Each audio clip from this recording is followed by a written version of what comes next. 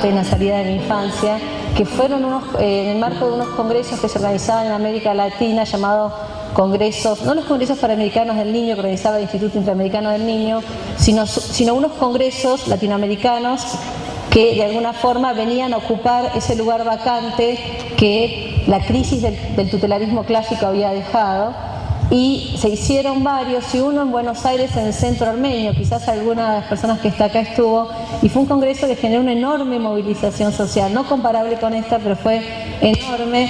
Y ese congreso, y el que se hizo en Brasil también, y se hicieron varios en esos años, estoy hablando de los comienzos de la década del 90, se proponían encontrarle un sentido a la Convención sobre Derechos del Niño que nos permitiera cambiar la vida de los niños del continente en un sentido positivo.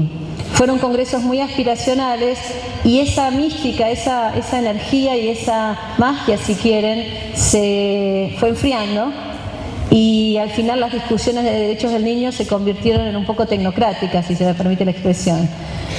Pasó mucho tiempo y hoy estamos nuevamente en un momento que me parece que es fundacional, y estoy segura de que la energía que hay acá va a permitir que podamos generar lo nuevo y no seguir mirando hacia atrás como hemos quedado fijados un poco en las discusiones sobre derechos del niño.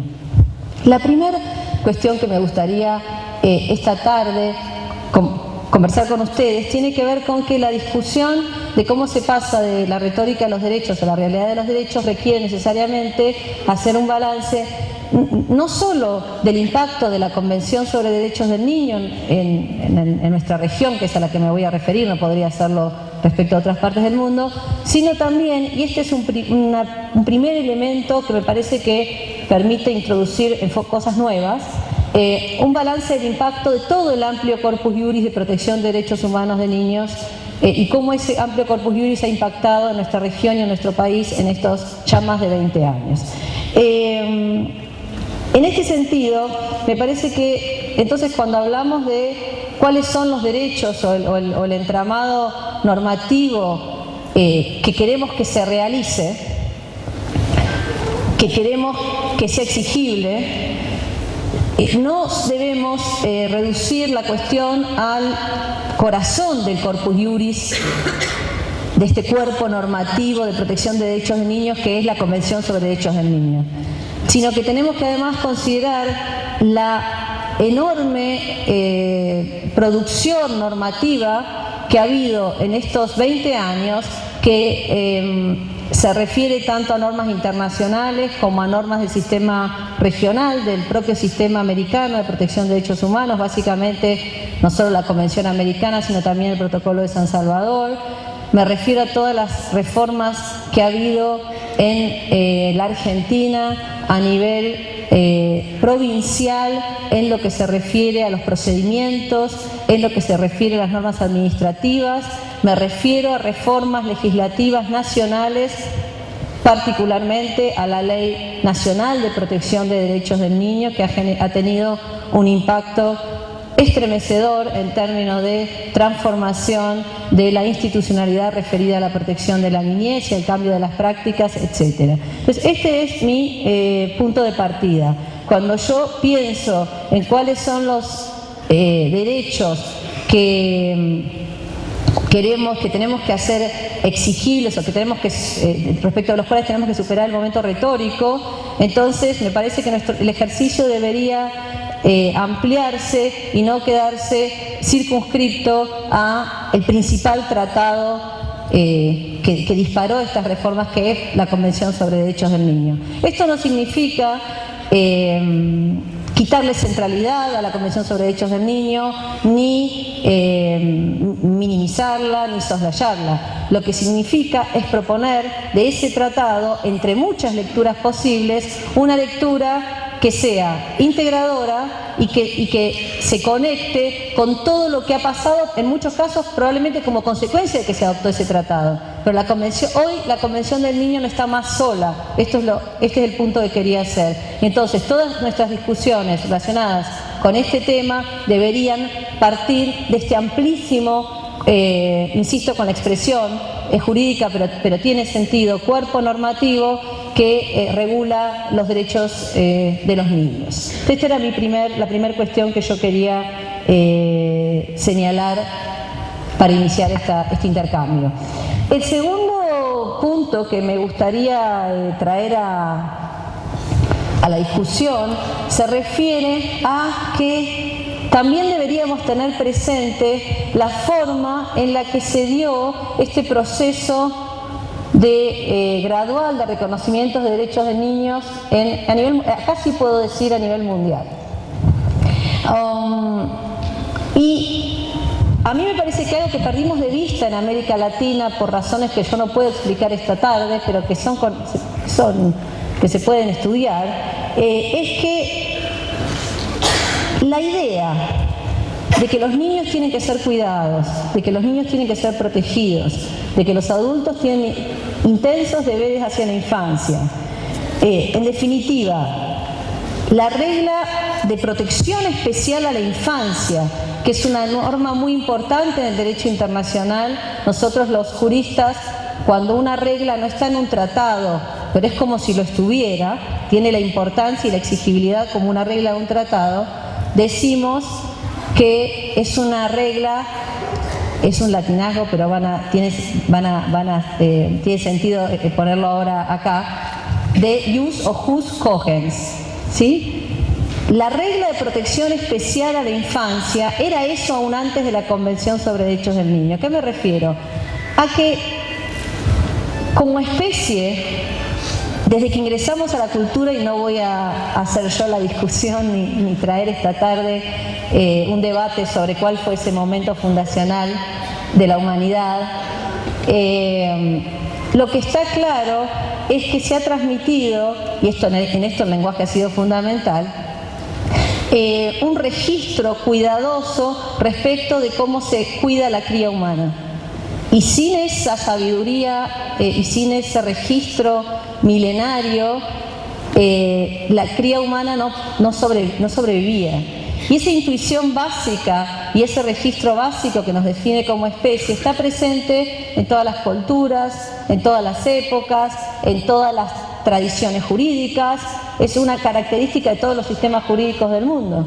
En los diferentes sistemas ideológicos, políticos, cosmovisiones, esta idea de que hay que cuidar al niño, que en el derecho internacional es esta regla fuerte de protección especial a la niñez, cuya expresión más completa y moderna en la década del 80 es la Convención sobre Derechos del Niño. En otras palabras, lo que quiero decir es que la Convención sobre Derechos del Niño traduce, desarrolla y profundiza esta regla, que es una regla que nos define como especie.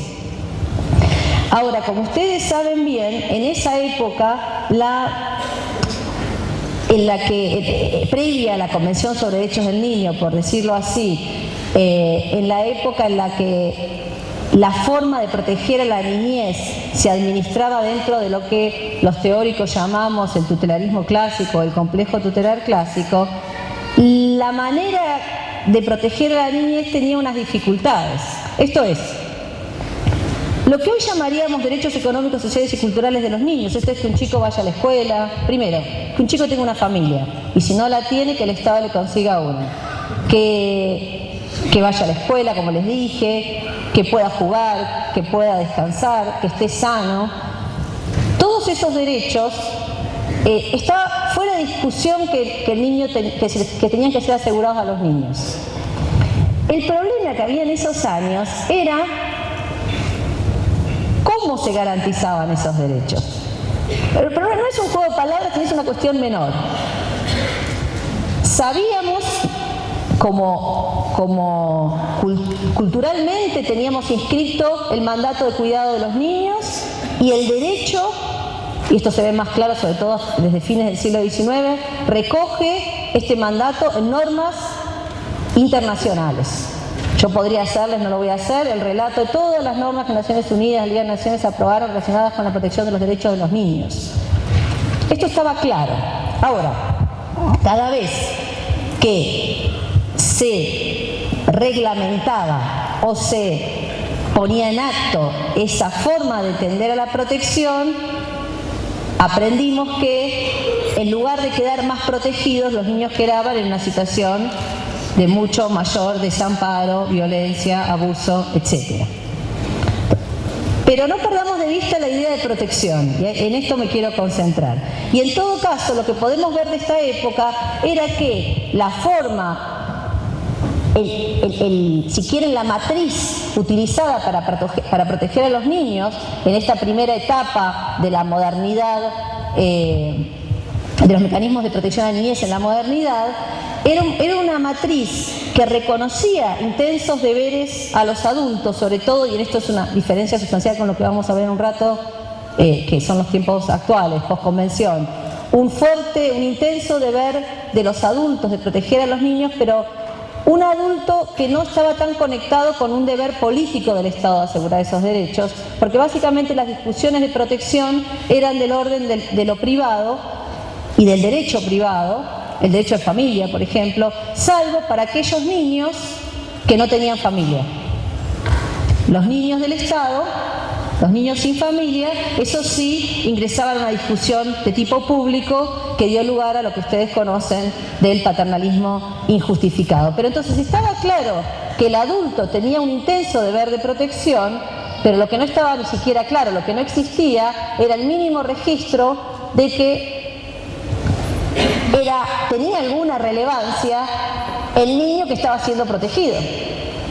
Lo que el niño que tuviera que decir respecto de su protección, sus creencias, su sensibilidad, sus afectos, esto no era preocupación de esta forma de entender la protección. Sí, estoy tratando de no ponerme con mucha nomenclatura técnica y explicarlo de un modo un poco más sencillo, porque la verdad es que es un tema sencillo y no hay por qué utilizar ninguna palabras extrañas. Repito, un fuerte, un intenso deber de los adultos hacia los niños, pero que desconocía al destinatario de esa protección, en tanto persona que podía elegir dentro de ciertos márgenes, querer, opinar, etc. Ahí estaba básicamente el núcleo duro del problema de lo que conocemos como tutelarismo clásico, el que se complementaba con una idea de esos años de que proteger a los niños sin familia, si estos hijos del Estado, además tenía un efecto político-criminal. Esto es, se mezclaba la idea de cuidado y protección, que hasta ahí la vamos a sostener, con la idea de que se cuida y se protege, no porque es un mandato cultural, no porque es un mandato legal, no porque es un mandato de mi religión o de mi idea política, sino porque mejor que nos ocupemos de los niños que están en estas situaciones de desamparo, porque si no se van a convertir en futuros delincuentes. Entonces, una regla en términos kantianos de principio absoluta, no instrumental, como era los adultos tienen el deber de cuidar a los niños, se instrumentaliza, se relativiza y se pone al servicio de mejor los cuidamos para no tener problemas como sociedad, que es lo que técnicamente se conoce como defensa social. Y esta combinación fue explosiva y trágica en relación con la idea de protección especial a la niñez, porque como les dije al comienzo, como consecuencia de este enfoque los niños no fueron protegidos, ¿sí? Todo lo contrario. Entonces, insisto con esto, fíjense qué curiosidad o qué paradoja que en aquellos tiempos lo que hoy llamaríamos derechos económicos, sociales y culturales de los niños, ¿sí? Todos entienden, estos a los que me referí recién, nadie discutía que tenían que ser garantizados. Lean las normas internacionales antiguas, las reglas del 24, las reglas del 59, las reglas de la OIT. Estamos hablando de trata de personas y protección de trata hoy. Esto estaba planteado en la primera década del siglo XX en las normas internacionales. Era clarísima y fortísima la convicción que tenía la comunidad internacional como expresión de las sociedades de que a los niños había que cuidarlos. Sí, y esta idea se consolida con el estado de bienestar más adelante. Sin embargo, respecto de los adultos, esos derechos en esa época no estaban claros, todo lo contrario les diría. La discusión de derechos humanos hasta hasta pasada la mitad del siglo XX, se concentraba en los derechos de libertad y no en los derechos de prestación. Entonces es bien interesante cómo en los antiguos tiempos, respecto de los niños, lo que llamaríamos hoy derechos de prestación estaban fuera de discusión. Es más, si leen las normas a las que me referí, ninguno de esos derechos está limitado por ninguna razón. Con los años, a medida que el derecho internacional de derechos humanos se hizo más complejo, más prolífico, tuvo inflación, y no es el momento de discutir si esa inflación ha sido productiva o no, lo cierto es que de la mano de un reforzamiento de los derechos de prestación económicos, sociales y culturales de los adultos o de la sociedad en general, empezamos a ver que los de niños empezaron un poquito a debilitarse. Como si, y esta es la paradoja en la que me quiero concentrar en este momento, que me parece ha sido la trampa de estos años o de la forma en la que hemos entendido la Convención de Derechos del Niño en América Latina de estos años, como si la infancia hubiera tenido que pagar el precio de perder sus derechos de protección a cambio de sus derechos de libertad. Lo que los teóricos llamarían, por referirse a una experiencia que solo ocurrió en los Estados Unidos en un periodo muy cortito, de la mano de los movimientos emancipatorios de mujeres y de población afroamericana, etcétera, con un enfoque liberacionista. Esto es, para citar a un autor italiano, hacer de cuenta que los chicos son grandes. Esto es negar fenomenológicamente la infancia, en nombre de sus derechos, de libertad. Claramente esa fórmula tuvo problemas en todos los lugares donde se implementó, pero en lo que quiero ser muy enfática hoy es que es una fórmula que no tiene nada que ver con estas normas de derechos humanos de niños ni con la Convención sobre Derechos del Niño. Tenemos una Convención sobre Derechos del Niño y este Congreso porque nosotros reconocemos que existe la niñez y que es titular de derechos de prestación y que para que la niñez tenga derechos de libertad no le podemos hacer pagar el precio de reducir sus derechos de prestación. Ese era el siguiente punto que quería señalar. Ahora, el problema que se genera en la década del 90, o fines de la década del 80, que es cuando impacta la Convención sobre Derechos del Niño en América Latina, es que el Estado, en esa época, y sobre todo el Estado latinoamericano, estaba puesto en crisis. Yo no me dedico a la ciencia política y no me animaría a hacer consideraciones de ese orden, pero lo cierto es que eso es lo que se discutía principalmente en nuestras sociedades en esos años. Y fíjense qué complicación, porque se discutía más en esa época cómo era el Estado que queríamos tener que cómo proteger a los niños. Y a mí me parece que en esos años perdimos de vista que en el fondo lo que se discutía era cuál iba a ser el Estado que iba a soportar la Convención sobre Derechos del Niño. En la Convención sobre Derechos del Niño y en todas las normas internacionales hay muchas certezas, pero como en todo texto casi sagrado, o si quieren, para no ponerme en esa onda, como en todo texto utópico, permite muchas lecturas. Nosotros no discutimos en esa época cuál era el Estado que iba a soportar esa convención. Se discutía el Estado. Y la convención después fue interpretada sobre la base del Estado que se construyó o deconstruyó, si me permiten la afirmación fuerte. De modo que estamos en la época en la que la convención impacta, en un escenario que Eduardo Galeano, quizás algunos de ustedes hayan leído un texto exquisito, que no, como todos los de él, que no voy a leer, pero hay un texto en el que él describe situaciones muy dramáticas que viven los niños latinoamericanos y con el título "Los hechos se burlan del derecho". Entonces, se genera esta situación en esta época en la que ingresa la Convención de Niños, la Convención sobre Derechos del Niño de América Latina, con un Estado que es reconfigurado de una forma que no parece poder del todo cumplir con ese tratado en términos utópicos y aspiracionales, en términos de esa herramienta mágica que se pensaba que iba a ser para generar transformaciones sustanciales en la vida de los niños del continente, sobre todo de los niños que se encuentran en mayor situación de desventaja social.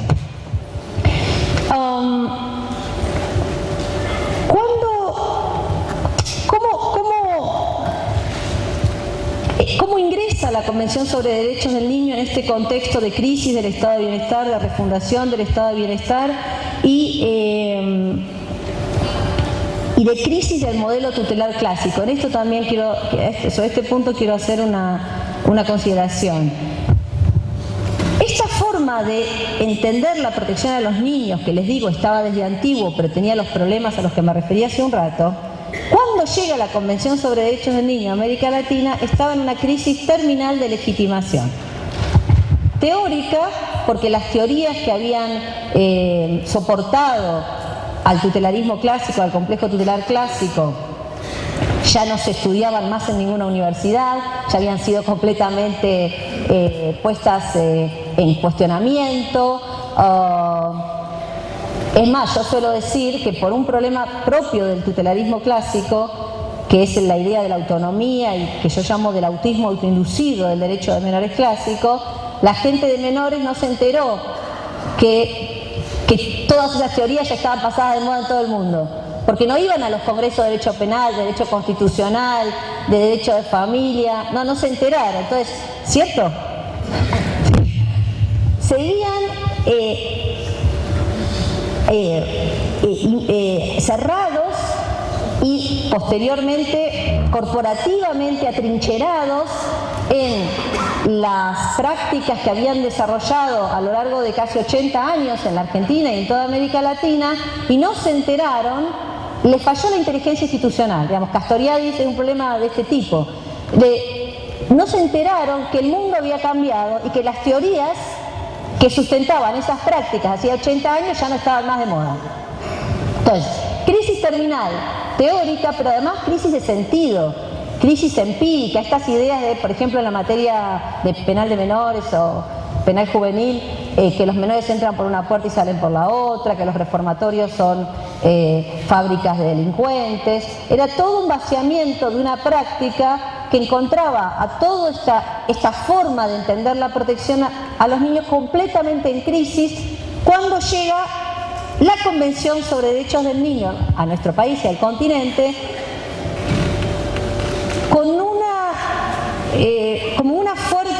un fuerte contenido de esperanza, ¿sí? Con una confianza muy grande de que iba a ser posible cambiar las cosas. Pero ¿cuál fue el problema? Y entonces aquí quiero pasar al tercer punto, creo que estoy ya, de qué fue lo que pasó en esta dinámica que limitó la fuerza performativa de la Convención sobre Derechos del Niño, porque si podemos tener claro eso, podríamos hacia el futuro corregir los errores y sí generar todos los cambios que queremos generar. Y en este punto me parece que algo que está fuera de discusión es que la Convención sobre Derechos del Niño en América Latina sí generó cambios legales en todos los países. ¿Sí? Hay un colega francés que él llama a este enfoque que tuvimos a comienzos de la década del 90 el enfoque de los legalistas utópicos latinoamericanos. Yo no sé siquiera si era un enfoque así como tampoco creo que haya habido así tanta claridad teórica. Lo cierto es que sí, esa esperanza, esa inspiración, este contenido inspiracional que se depositaba en la Convención sobre Derechos del Niño se cumplió para nosotros, quiero decir, para los de mi gremio, los juristas. Porque cambiamos la ley y ahora van a ver por qué más de mi gremio. Cambiamos las leyes en todo el continente, también en la Argentina. Eso es parte de una narrativa falaz de que en la Argentina no cambiaron las leyes. En la Argentina cambiaron todas las leyes de protección, cambiaron los procedimientos, cambió la ley nacional. La ley de patronato menores no solo se derogó cuando la Ciudad de Buenos Aires con la ley 114 la derogó, que constitucionalmente correspondía, sino que después se volvió a derogar con la ley nacional. O sea que hubo que cambiaron las leyes en Argentina, montones de leyes que cambiaron. Quizá no cambiaron con el formato que la formulita o la checklist, como se dice, el listado de hacer los deberes indicaba, pero en Argentina cambiaron más leyes que en la mayoría, si no en todos los países de Latinoamérica, quizás en México no, porque también es un país federal. Entonces cambiamos leyes. Eso se logró. Ahora, esas leyes se cambiaron sobre la base de dos ideas que también son muy importantes y que quiero traer esta tarde a la conversación, que fue algo, me parece, sustancial en la transformación de la idea de protección a la niñez en América Latina. Se pasó de la idea de que proteger a los niños como lo hacíamos antes, con esta fuerte deber del adulto, pero desconocida la centralidad del niño, a un enfoque más de derecho privado, les diría, a una idea de que la protección de derechos de niños es una cuestión de derechos humanos. Y esto cambia completamente el formato, el abordaje. Si no era más discusión de los juzgados de familia, de la autoridad administrativa solamente, sino una discusión más general de derechos humanos y de ciudadanía. El otro eje que guió estas reformas legales fue también fundamental y tuvo que ver con entender que no se podía proteger sin tener fundamentalmente en cuenta las opiniones, los sentimientos, las percepciones del protegido, esto es, del niño. A mí me parece que en estas dos cuestiones se reduce la reforma legal en sus aspectos más positivos. Ahora, yo les dije, reformamos las leyes, pero la verdad es que no reformamos todas las leyes, porque parte del problema que para mí tiene esto que se me ocurrió llamar, pero no por hacer nombrecitos, sino porque me parece que es explicativo, la traducción latinoamericana de la Convención sobre Derechos del Niño, es que las leyes que cambiamos, o que cambiamos principalmente, o que entendíamos que era cumplir con la Convención del Niño, a cambiar esa ley, eran las leyes del tutelarismo clásico.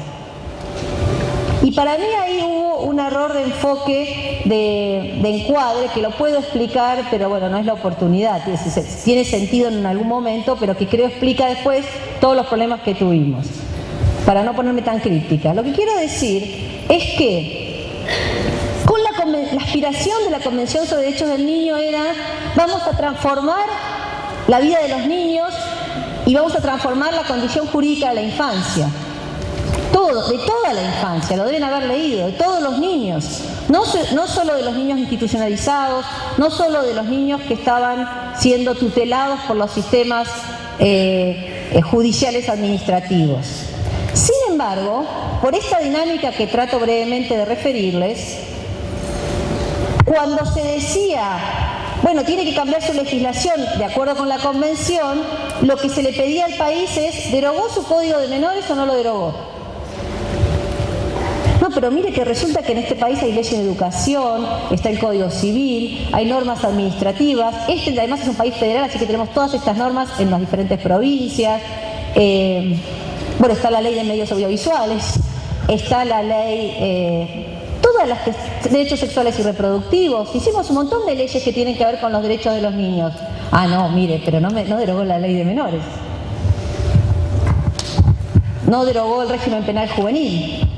Sí, pero resulta que la jurisprudencia lo interpreta de un modo que es compatible con la Convención del Niño y la Corte Suprema de Justicia de la Nación, integrada por, bueno, estuvo ayer la doctora Hayton, y integrada por un penalista que es la máxima autoridad del país en la materia reconocida a nivel internacional, dijo que esa ley era constitucional. Entonces, digo, han cambiado muchas cosas, no significa que no se pueda tener leyes mejores, pero sí cambiaron cosas. Sin embargo, el obstinato de la narrativa cristalizada de esos años era poner la convención en espejo, y acá está el problema, del complejo tutelar clásico. Entonces, sí, complejo tutelar clásico del tutelar, de la forma antigua para todos, no solo para la gente que está en el tema, de la forma antigua de proteger a los niños, ¿sí? Entonces, si ponemos a la Convención como sustituto estructural de la forma antigua de proteger a los niños que estaba en crisis en la década del 90, y en espejo, esto es mirando hacia atrás, la posibilidad de irradiación de la Convención es muy limitada. No sé si me siguen. Y a mí me parece que esto explica las dos características de la traducción latinoamericana de la Convención que son, insisto, con esta dificultad regional que no se advierte en otras partes del mundo que tendrán otros problemas, que es que se hizo de la discusión de derechos del niño, se redujo la discusión de los derechos del niño a un tema legal, como les dije, y encima no solo legal general, sino legal de lo tutelar, clásico, y como consecuencia también de este enfoque, se redujo la discusión, sobre todo en las primeras casi 2 décadas de vida de la Convención, o por lo menos 15 años para no exagerar, se redujo la cuestión de los derechos del niño en América Latina al tema legal, penal, juvenil. Entonces, lo penal juvenil, lo legal primero y después lo penal juvenil, por eso les decía lo de mi gremio, lo penal juvenil fagocitó, dominó y hegemonizó toda la discusión de los derechos humanos de los niños, y recién hace poco tiempo, pocos años, se ha podido empezar a construir una agenda nueva, reflejo de lo cual es, por ejemplo, si analizan la jurisprudencia de la Corte Interamericana de Derechos Humanos o los informes de la Comisión. Si ustedes analizan en un periodo de 20 años lo que se ha emitido, el mayor porcentaje, altísimo porcentaje de decisiones tienen que ver con lo penal juvenil. Como si en América Latina no hubiera problemas de educación, de abuso, de violencia, de maltrato, de opresión, etc. Pero creo que esa dinámica se dio por la forma en la que se generó una lectura del tratado que se explica históricamente, pero que hoy claramente vemos que no nos permite generar ese nuevo momento al que aspirábamos cuando empezó todo este proceso. Para empezar a cerrar, como le dice este profesor francés, lo que tenemos que hacer es empezar a abrir o a salirnos de, él lo dice así, lo limitado del enfoque legalista, de la retórica legalista. Él dice que la retórica legalista, y yo comparto, es muy limitada, y la tesis de él es que en su limitación impidió generar las transformaciones estructurales, como pasa siempre cuando uno tiene un enfoque solamente, digamos, liberal de los derechos, a las que aspirábamos cuando ingresó la Convención del Niño a América Latina. Y entonces, ¿cómo hacemos para superar esta retórica legalista? A mí me parece que yo no comparto ese punto de vista del todo, me parece muy aguda y muy inteligente el análisis. Es el único libro que ha analizado críticamente el proceso de reformas en América Latina, pero sí creo que este reduccionismo legal y penal que tomó a la reforma legal como punto de llegada y no como punto de partida, generó que nos encontráramos siempre discutiendo lo mismo y sin energía para avanzar, para pensar qué era lo que teníamos que hacer después. Y es muy frustrante además, porque en las sociedades, cuando hubo mucha difusión y mucha discusión de las reformas legales, aún las de la justicia penal juvenil, la sociedad se queda un poco perpleja cuando se aprueba la nueva ley, pero la realidad no cambió. ¿Cómo está? ¿Qué tiempo? Ok. No, porque iba a dar un ejemplo, me parece que tiene sentido entonces que lo dé ahora. Fíjense, les doy un ejemplo para que vean de forma más concreta cómo el impacto que quisimos lograr no se generó. Durante la vigencia del tutelarismo clásico en América Latina, una dinámica que era muy frecuente en todos los países era la siguiente. La mamá, estamos hablando de sectores populares, pero además en enorme desventaja social, generalmente por fuera de circuitos de redes sociales, simbólicas, de contención, religiosas, políticas. Iba a la autoridad administrativa, porque ese es un mito, que los sistemas tutelarios de menores solo funcionaban con jueces de menores, no es correcto históricamente. Había países que tenían juzgados de menores y había países donde había autoridad administrativa. Entonces la mamá iba al juez de menores, a la autoridad administrativa, a pedir que, y acá viene la variante de género, si el problema era con un varón, que le internara al varón, que ya no sabía cómo educarlo. Esto es un problema de la vida privada de la familia, que en otros sectores sociales se administra con otros recursos. En estos grupos sociales, frente a la total vulnerabilidad hasta este recurso de cuidado de su familia, se iba al Estado para que el Estado le dijera: mire señora, no se preocupe, démelo que nosotros nos ocupamos. Por eso la idea de Don Celot de la policía de la familia. Con las chicas era diferente. Se denunciaba rápidamente la fuga del hogar para que se pusiera en marcha el aparato estatal, de modo que la chica volviera. La mamá sabe dónde está la chica y con quién se fue, ¿sí? Pero le pedía al Estado que se ocupara de traerla. Otra vez, en otros sectores sociales, ese tipo de dinámicas, que en todos los lugares está, se administran de otro modo. Pero era claro cómo el juzgado de menores, para simplificar, cumplía esta función, que le devolvía a la familia esta mirada desvalida, de impotencia, de imposibilidad de ocuparse de lo más elemental, que era cuidar a sus chicos. Cambia la ley. Cambia la ley en todos lados. Y todos nos ilusionamos mucho de que entonces esta dinámica tan absurda e injusta de administrar conflictiva social se iba a transformar. Entonces, está contentísima la jueza, que ahora solo es una jueza de lo penal juvenil. Esto acá, en las provincias y en todo el resto de los países de América Latina. Y resulta que vuelve la señora, o la hija de la señora, que ya la conocía porque había estado en el sistema, porque todos se conocen, ¿sí? Entonces, vuelve la señora o la hija y le dice: bueno, mire, quiero que me interne a fulanito, ¿se acuerda de Juancito? Dice: no, pero Norma, sí. No escuchó la radio, no vio los folletos que tenemos en la puerta del juzgado, no vio que, no escuchó la campaña de televisión, se cambió la ley y la convención del niño y su hijo tiene derechos, y entonces yo no me ocupo más de eso. Ahora solo me ocupo de las cosas graves, que son los delitos de los chicos. No, pero doctora, mire, no se sienta mal, fíjese, vamos, bueno.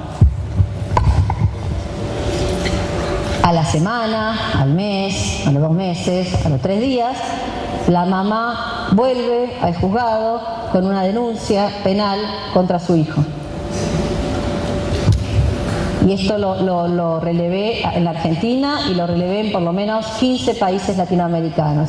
Entonces a mí me hizo pensar, ¿cómo es si cambiamos la ley en un sentido correcto? Estamos claros. Porque no es competencia de este juez meterse en estos temas de administración de la vida privada. ¿Qué es lo que no hicimos que hace que la familia, que ya está culturalmente pautada como por default para esta dinámica, no haya podido salirse de ese caminito como las hormiguitas y encontrar otra alternativa para poder administrar este tipo de cuestiones de un modo diferente y además útil y eficaz y respetuoso de los derechos de todos los involucrados? Lo que faltó, y a mí me parece que esto se explica por el reduccionismo legal y penal, o como dice el colega francés, por esta retórica legalista, es que en los países latinoamericanos, y en esto voy a hacer una excepción con la Argentina, por eso es bien peculiar el momento que estamos viviendo, no se acompañó o no precedió a la reforma legal una transformación de la ingeniería institucional que tenía que soportar la nueva legalidad. Si ustedes sacan una foto de una institución hace 20 años, 30 años, y sacan la foto en la institución ahora, son las mismas instituciones. Por ahí los operadores un poco más viejitos. Y los chicos no serán los mismos, pero serán los hijos de los que estuvieron, porque no cambió nada la selectividad del sistema. Y no cambió porque como siempre pasa con reformas marcadas por una lógica penal, como es el caso de las que me estoy refiriendo, si no se genera el soporte, la ingeniería institucional, y por ingeniería institucional me refiero no solo al edilicio, que es muy importante, sino al nuevo entrenamiento de los operadores en una lógica distinta, a contar con recursos suficientes para implementar los programas, aprender ahora cómo se protege a un niño en libertad, cómo se reintegra socialmente a un chico que cometió un hecho que no es grave, para que no institucionalizarlo y para que no se meta en problemas.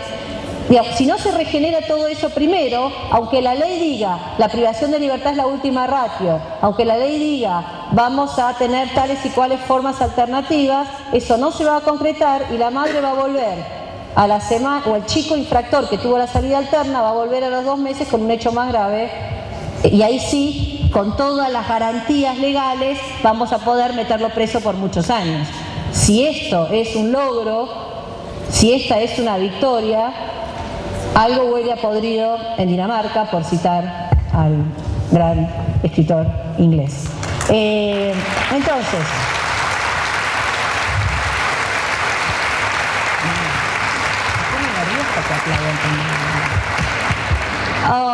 me parece que, y con esto sí ya termino para respetar el tiempo que me fue acordado,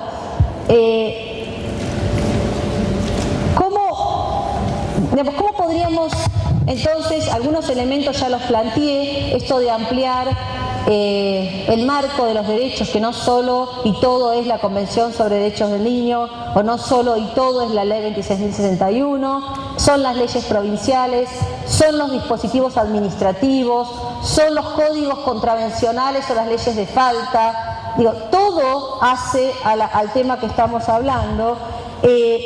Planteé también la cuestión central de que lo nuevo no puede ser adultocéntrico, ¿sí? Un enfoque basado solo en la legalidad de los procedimientos le resuelve, más allá de que sea una cuestión elemental de justicia, resuelve los problemas de los operadores judiciales, porque entonces no tienen ningún problema para enmarcar su práctica.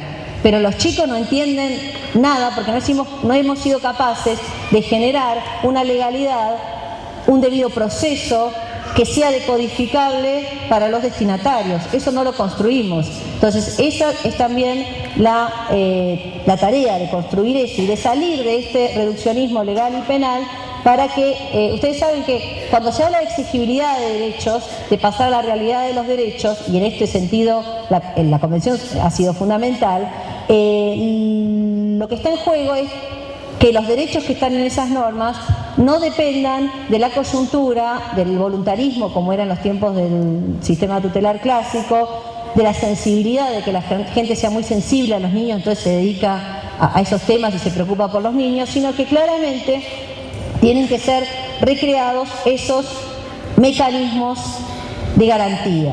Y a mí me parece que ese es el gran... Cuando yo hablo de ingeniería institucional, estoy hablando de que todavía nos falta recrear esos mecanismos de garantía. Pero para recrear esos mecanismos de garantía, y la Argentina en estos años, en esta década, ha hecho un proceso increíble, porque para recrear los mecanismos de garantía hay que recrear el Estado. También la sociedad civil, pero básicamente el Estado. No hay manera de tener adecuados mecanismos de garantía con un Estado que se desentiende de sus deberes de prestación hacia la infancia. Entonces, en la medida en que un país decide recrear su Estado y la sociedad civil acompaña en el lugar que le corresponde este proceso de recreación de los mecanismos de garantía y se regenera o se funda una nueva ingeniería institucional, entonces ahí es probable que generemos las condiciones para que la Convención, para salir del momento de la retórica, ingresar al momento de la vigencia efectiva. Y en este sentido, quiero volver con esto, esta reformulación tiene que también volver a tematizar el rol de los adultos en esta cuestión, ¿sí? Porque a mí me parece que en los debates que hemos tenido, los roles de los adultos y los roles de los saberes expertos han estado también muy desdibujados. Así como el derecho se refundó, no me parece que haya ocurrido lo mismo con todos los saberes de la intervención social. Entonces, en la medida en que no se refundan los saberes de la intervención social para saber cómo se protege ahora, en este nuevo marco, me parece que muchos resultados no vamos a generar. Pero más importante de todo, lo que hubo que regenerar, y esto se ve en la última década, es la política pública, que es la que en definitiva va a poder garantizar estos mecanismos de exigibilidad. Y dice Luigi Ferraioli que una buena política necesita una buena teoría, ¿sí? Sin una buena teoría no tenemos una buena política. Entonces me parece que también tenemos un trabajo importante en los años que se vienen de generar una teoría sobre los derechos de los niños que no sea meramente legalista, que no sea reduccionista. A ver, ¿cuánto tiempo pasó desde que 22 años, 23 años de la Convención? ¿Sí? Es mucho tiempo. Ustedes se dan cuenta que no podemos seguir con el mismo encuadre que utilizábamos cuando empezamos esta conversación y este proceso. A mí me llama la atención cuando a veces me encuentro con alguna persona que compartí este camino cuando éramos jóvenes o algún alumno de esos años, y entonces me dice, no, pero ¿se acuerda de tal cuestión? Y entonces yo le digo, sí, pero ¿vos ves las canas que tengo? Entonces, me parece que de lo que se trata es de estar en movimiento y de registrar que cambió la historia, que cambió la ley, que cambió la realidad, y por lo tanto la discusión respecto de cómo hacemos efectivos los derechos de los niños hoy no puede administrarse dentro de las narrativas, los formatos y los enfoques que utilizábamos hace 20 y pico de años, un cuarto de siglo, cuando ni la realidad del Estado, ni de la política, ni las teorías eran las que tenemos hoy, pero algo más. Además, en este cuarto de siglo aprendimos que aquella forma de resolver el problema de la mala protección, si me permiten, o de la desenfocada protección, no generó los resultados que queríamos. Entonces, insistir con un enfoque que además de desactualizado fue ineficaz y generó en muchos casos resultados contrarios, me parece que no nos va a conducir a buenos resultados. Para terminar, me parece que tendríamos que recuperar en esta lectura latinoamericana de la Convención sobre Derechos del Niño, porque la Convención es lo que nosotros querramos que sea, ¿estamos claros? ¿Sí? Lo que cada uno interprete que es la Convención. Es un texto lo suficientemente plástico, amplio y rico, por eso hice la comparación con un texto sagrado, como para permitir montones de interpretaciones. Y está en nosotros hacer las interpretaciones que sean proactivas, emancipatorias. Decía que tenemos que, para poder hacer esta nueva lectura del tratado y de todo el Corpus Juris de Derechos Humanos, recuperar y conectarnos con estas dos intuiciones antiguas de la humanidad y que están en el centro de la Convención y de todo el Corpus Juris de Protección de Derechos Humanos de los Niños. ¿Cuáles son? Primero, aquella a la que me referí, registro diferenciado de que los niños son niños. No podemos, es contraintuitivo plantear, que a veces uno se entera de esos supuestos, que en nombre de la protección a los niños vamos a ponerlo en un lugar y hacer de cuenta que los niños son adultos. ¿Sí? Esto no solo no tiene nada que ver con los tratados, sino que es fenomenológicamente increíble. Primera cuestión, reforzar la protección especial a la niñez, que en definitiva es reconstruir esta idea del paternalismo justificado, de la garantía del núcleo duro de los derechos que le permitan a los niños ser niños. Si eso no está garantizado, si esos derechos no se los pueden garantizar por sí mismos, digamos, ningún enfoque que permita que el niño no tenga eso es un enfoque. Eso asegurado es un enfoque de derechos de los niños. Segunda cuestión, recuperar la idea de prevención. En todo el derecho internacional de los derechos humanos, el énfasis está puesto en cómo se generan condiciones para prevenir violaciones a los derechos, no en cómo hacemos una vez que el derecho se violó. Precisamente por el enfoque reduccionista legalista, nuestro énfasis fue, hasta con el litigio estratégico, por ejemplo, preocuparnos por cómo llevamos a las condenas de los casos en los que hubo violaciones a derechos del niño, y no pusimos atención en cómo generamos las condiciones para que esas violaciones a los derechos de los niños no ocurran más.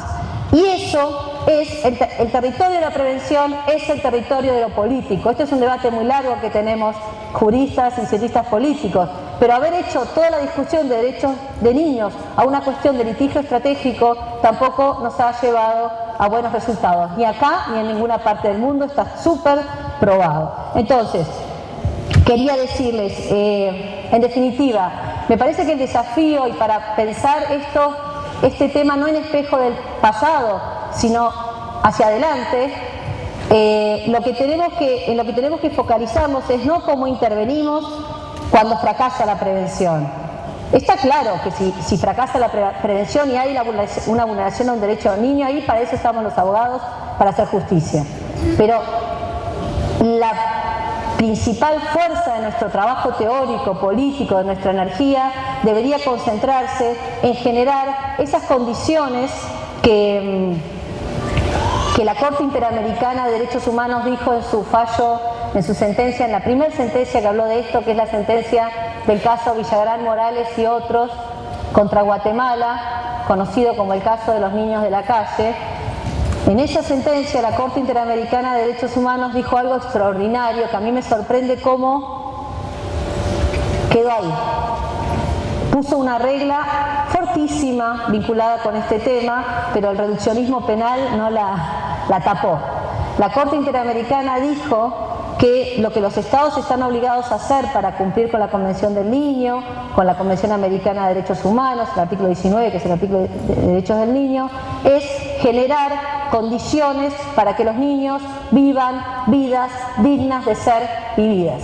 Eso dijo la Corte Interamericana de Derechos Humanos, y dijo en relación con el derecho a la vida no alcanza. Estados no violan el derecho a la vida cuando un niño es asesinado, como en ese caso. Lo violan también cuando no generan esas condiciones.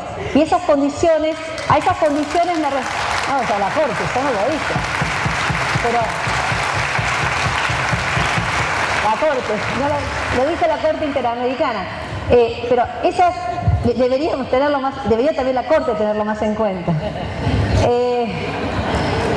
Pero les decía, esas condiciones tienen hoy que ver con esto, a lo que me refiero por prevención, a la garantía de los derechos económicos, sociales y culturales de los niños. Entonces me parece que de eso se trata, pasar de la retórica a la realidad, de recuperar ese sentido de prestación fuerte, y para poder cumplir con eso necesitamos un Estado que se haga cargo, los adultos que nos hagamos cargo, pero sobre todo cuando nos referimos a los chicos que están en la mayor situación de vulnerabilidad y exclusión social, necesitamos un Estado que asuma esta responsabilidad. Y si tenemos ese Estado que en la Argentina se ha reconstruido en estos años, podremos pasar de la retórica a la realidad. Y me voy a permitir terminar con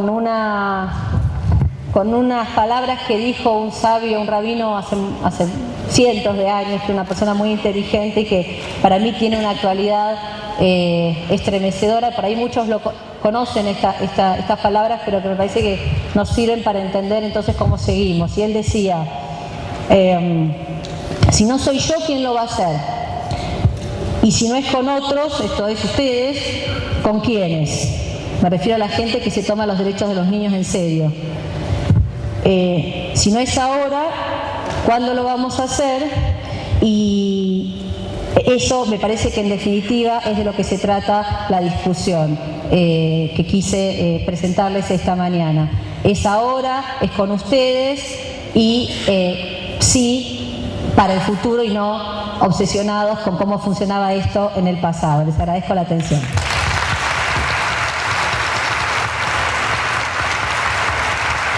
Quisiera ser muy concreta, muy simple en la pregunta. Cuando uno que trabaja en infancia promociona los derechos o representa interrupción de vulneración de derechos, el público en general, incluso a veces algunos colegas que trabajan en otras materias, dicen, ya, sí, en los derechos de los niños, pero ¿dónde están las obligaciones?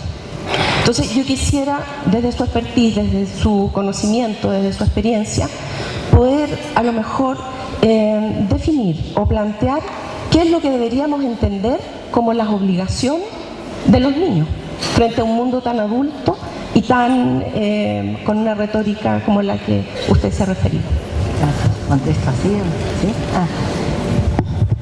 Le agradezco la pregunta y me parece que es cuando yo rápidamente, porque traté de plantear muchas cosas y a lo mejor fui un poco desordenada, mencioné la cuestión de redefinir el lugar de los adultos en esta conversación. Omití decir que también al redefinirse ese lugar tenemos que situar a los chicos en un diálogo en el que aún cuando hablamos de sus derechos parece que fuimos nosotros los que definimos los marcos de esa conversación. Si usted tiene la experiencia porque trabaja con chicos, los chicos tienen un registro muy fuerte de cuáles son sus obligaciones y sus deberes. La gente que está en educación me ha enseñado que cuando se debaten cuestiones vinculadas con disciplina escolar, los criterios de responsabilidad y de sanción de los chicos en las escuelas son mucho más severos y punitivos que, y me corrigen si me equivoco, que los que tienen los adultos, las autoridades. Entonces a mí, en mi pobre y limitado entendimiento como jurista penalista, me hizo en algún momento que cayera mi ficha de que los chicos sí tienen este entendimiento y esta comprensión de la relación entre derechos y responsabilidades. Pero por la forma en la que se construyó este diálogo, este proceso en América Latina en estos años, no tuvimos ese espacio para esa conversación y lo único que quedó fue la reacción histérica clásica de si reconozco derechos a los niños, entonces esto va a ser, se van a desconectar de sus obligaciones y la familia va a perder todas sus facultades disciplinarias. De hecho, si ustedes leen el debate parlamentario en el Senado norteamericano, cuando después que el presidente Clinton presenta la Convención del Niño para ser aprobada y el Senado la rechaza bajo la conducción del senador Helms, uno de los argumentos que se usó para rechazar la Convención del Niño fue ese, que debilitaba los valores de la familia norteamericana al empoderar a los niños. Otra lectura distorsionada de esto es que entonces responsabilidad es responsabilidad penal. Entonces, si tienen derechos, que tengan responsabilidades. Pero ese planteo en América Latina ha estado en una cornisa peligrosa porque el responsabilidades pasaba a lo penal juvenil. Entonces, como le reconozco derechos, puedo reducir la edad de imputabilidad. Cuestión que no se desprende, que es un salto lógico que no, absolutamente inapropiado y que no tiene ninguna sustentabilidad. El chico puede ser responsable en función de su autonomía, de sus condiciones, de su medio, de las actividades en las que se desarrolle, pero esto es un tema de crianza, esto es un tema de reconstitución del tejido social. No se trata de un derecho disciplinar administrativo penal que entonces esté señalándole todas las veces en las que no fue irresponsable o incumplió con un deber. Pero me parece muy interesante su intervención porque yo creo que dentro de lo no tematizado está esto, y al no tematizarlo la discusión se pone extrema, como lo acabo de decir.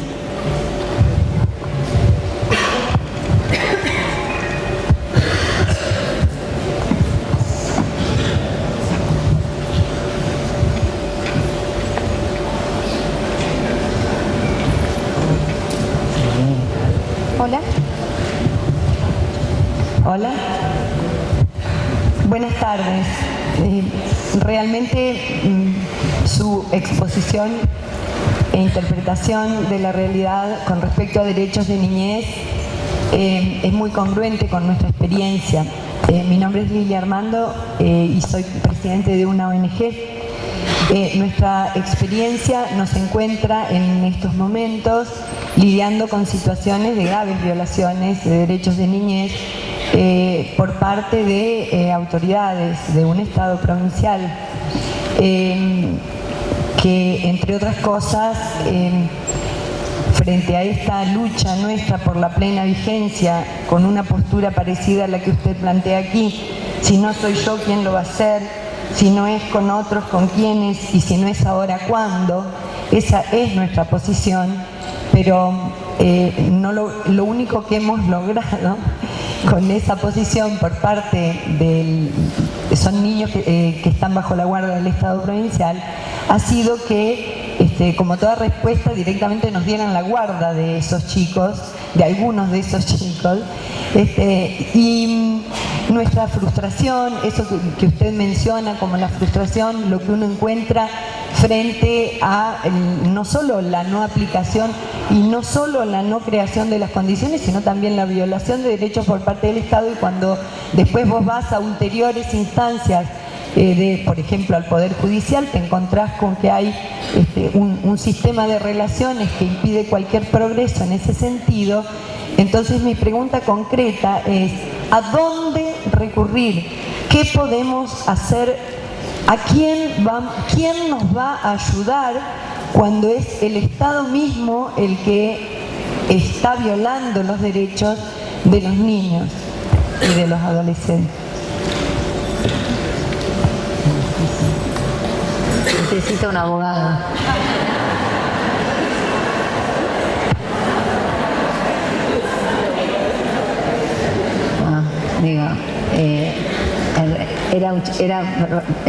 Era broma y no era broma, en el sentido de que, a ver, si soy repetitiva me disculpan, pero me parece que como que lo que no tampoco quedó claro en estos años fue, si hay una vulneración a un derecho, esos mecanismos legales post violación al derecho, sobre todo en este país y en estos años y con estos operadores judiciales, hablo en general, yo sé que la realidad de las diferentes provincias varía, pero yo les puedo asegurar que de cómo era la justicia argentina cuando yo ingresé como meritoria hace un cuarto de siglo y lo que es ahora, ha habido avances considerables en términos de generar decisiones pro derechos.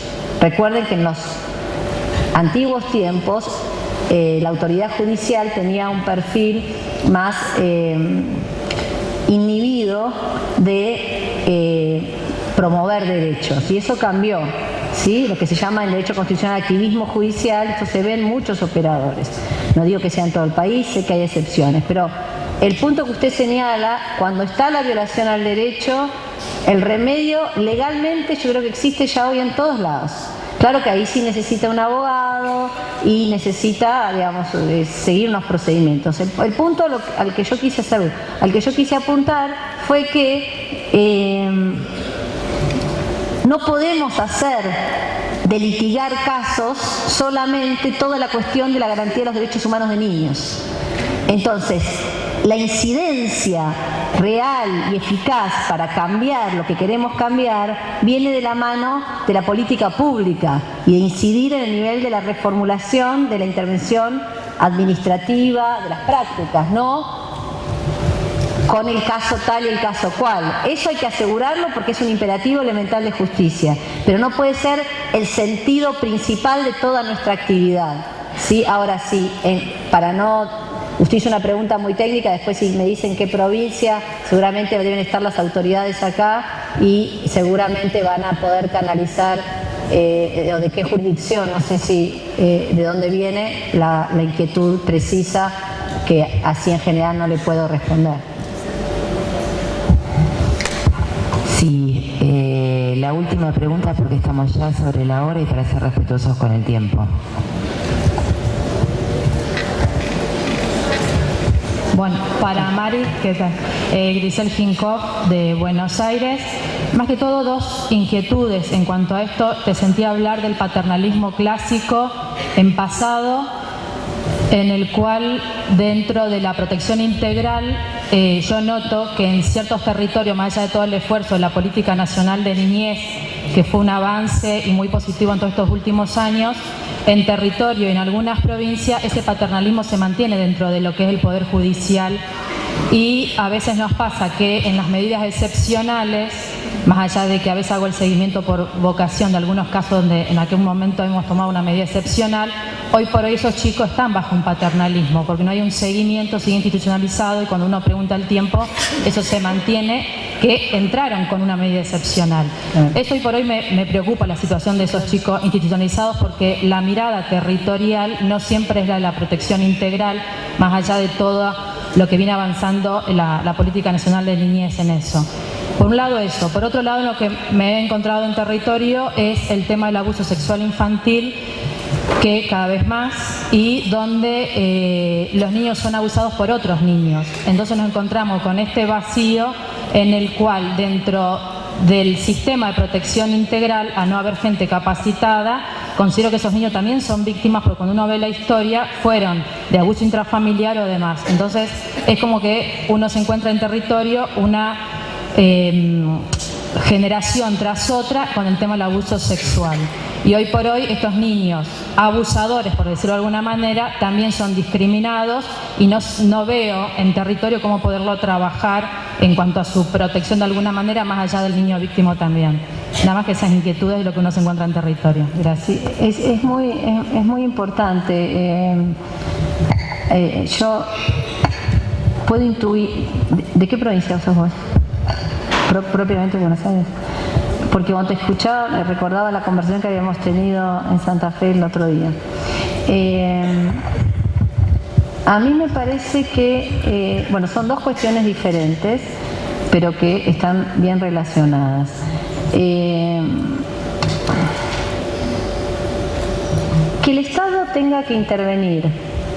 Ven que estoy usando fórmulas muy antiguas, in loco parentis, esto es subrogarse en funciones parentales cuando no hay familia, esto es el torno, ¿no? Niño abandonado, o subrogarse en funciones parentales cuando la familia no tiene las condiciones de apego, no económicas, de apego para la familia abusadora, sí, estamos claros, ese es el marco de la discusión hoy, es algo que el Estado no ha podido, más allá de todos los esfuerzos en otros órdenes que ha hecho, no ha podido recrear.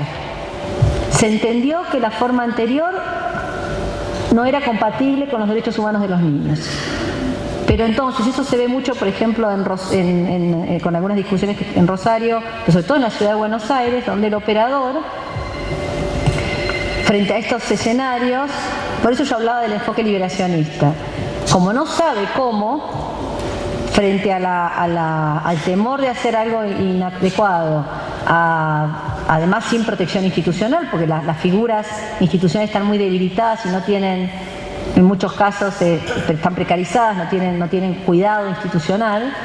Entonces la alternativa es la no intervención, que claramente lo pone al chico en una situación de total desamparo. Entonces a mí me parece que el problema que vos señalás, y me encanta este intercambio por todo lo que todos han dicho, también nos pone otros puntos en la agenda a futuro. Cuando yo hablo de reformulación o recreación del saber experto en materia de intervención social, hablo de esto. Yo, por lo que hablo con los colegas de otras disciplinas, todavía no se ha regenerado una experticia para que el operador sepa cómo hace para que un chico deje de drogarse, o cómo hace para que una familia no sea más abusiva. Y esto se relaciona con lo otro que vos decías del niño abusador. Recuerdo un episodio que comenta siempre una colega funcionaria, directora nacional de niñez, que es la doctora Marisa Graham, que muchos en la sala seguramente conocen, cuando ella era autoridad de aplicación del tema en la ciudad de Buenos Aires, tiene conocimiento de un caso en el que le llega por el caso por una niña que había sido abusada por un menor de edad. Entonces la mamá de la chica estaba muy preocupada porque en el consejo, no importa, digamos, no quiero referirme a ninguna persona en particular, pero la autoridad había dicho que no recibían la denuncia porque una denuncia contra un niño. Entonces, como esto hubiera implicado, era no punible. Claro, el niño inimputable, entonces era como algo en contra del niño.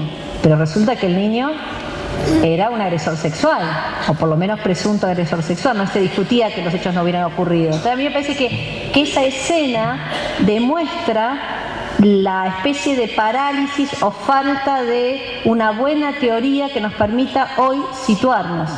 Entonces, el niño es niño y tiene derechos como niño, pero además fue perpetrador y un hecho gravísimo que en términos intrapsíquicos probablemente puede explicarse mucho más como víctima de abusos anteriores y requiere un intensísimo control social, estatal, de salud mental, ustedes saben mejor que yo, para ver si puede salir adelante con su vida de una forma no violenta. Y la niña como víctima también necesitaba la protección que ese hecho traumático le generó y que el Estado estaba obligado a darle.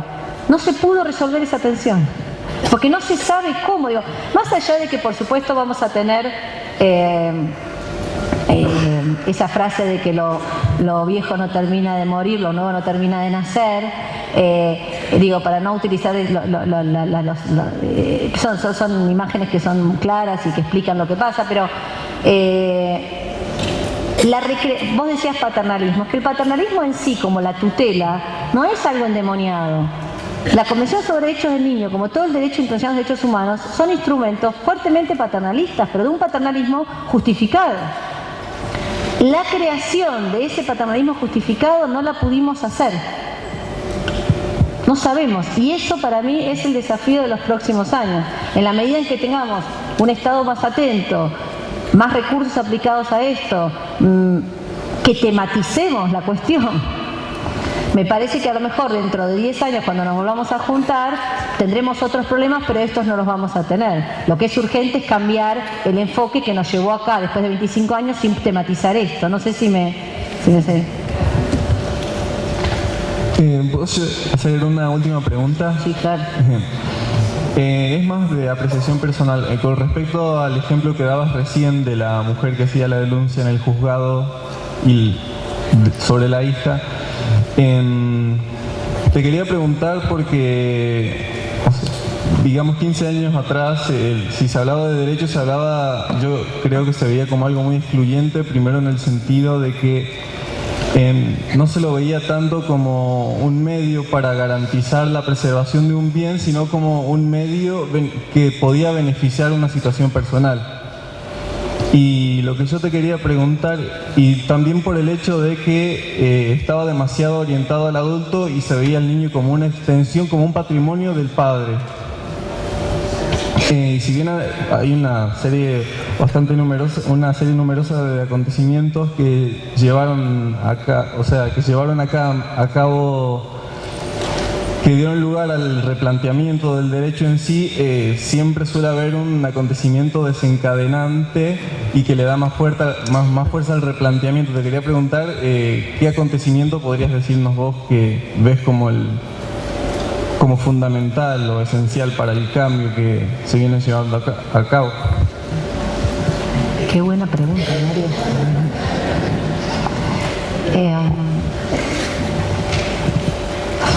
Yo soy abogada, eso hay que preguntárselo a alguien que sepa. Los abogados somos, ¿viste? Así, le resolvemos los problemas a la colega. A ver, me parece que, por ejemplo, si te pudiera contar del fallo Gold en Estados Unidos, que es el caso, la sentencia de la Corte Suprema de los Estados Unidos que resolvió este cambio en la década del 60, ahí tenés contexto, porque tenés a Vietnam, tenés hippies y como reacción Flower Power, los derechos de las mujeres, digo, ahí puedo ver a mí me parece que, pero es hipotético, estoy pensando con vos, o sea, no, por ahí estoy diciendo algo que no tiene sentido. A mí me parece que después, en el caso argentino sobre todo, después de la crisis casi terminal que nos hacía acordar en años al programa de Tato Bores, ¿recuerdan? Que nos extinguíamos como los dinosaurios. Perdón, no lo digo de gracia, de angustia. Quizás, bueno, de situaciones como esas se generan movimientos que provocan provocan sacudones fuertes que permiten repensar las cuestiones. Eso es en el caso argentino. También ha habido, pero es más procesal lo mío, ¿no? No veo que haya habido un episodio en particular. Hay cosas particulares, por ejemplo, el caso Bulacio, que fue un episodio, transformó, hay una sentencia de la Corte Interamericana que determinó la responsabilidad internacional del Estado, pero ese es un buen ejemplo donde el litigio internacional no tuvo tanto impacto, la sentencia, como lo que ese caso generó como caso en el ámbito de la Ciudad de Buenos Aires y en la transformación de los mecanismos de control social urbano con los jóvenes. Y el fin de los edictos policiales y el código contravencional que no permite que el menor de 18 años ingrese al sistema. Y fue un caso trágico. Y no fue el litigio, fue una inteligente forma de plantear la cuestión con una coyuntura política adecuada. También ahí me parece que tu pregunta, que no respondí, pero algo digo porque soy abogada, me parece que tu pregunta a lo que apunta es a que revela tu inteligencia, algo que yo no dije y debía haber dicho, que es que en cómo pensamos el futuro de todos, pero el futuro de este tema y cómo lo recreamos, los movimientos sociales, y en esto incluyo los actores gubernamentales también, digo, como agentes que intervenimos en estos procesos desde diferentes lugares, tenemos que tener un debate sobre las estrategias más adecuadas y cómo generamos esos momentos que vos me preguntás que generan los cambios. Y uno aprende del pasado, pero en este tema me parece que tenemos que aprender de todo lo que no funcionó. ¿Sí? Más que eso no te puedo decir. Gracias. No, vos.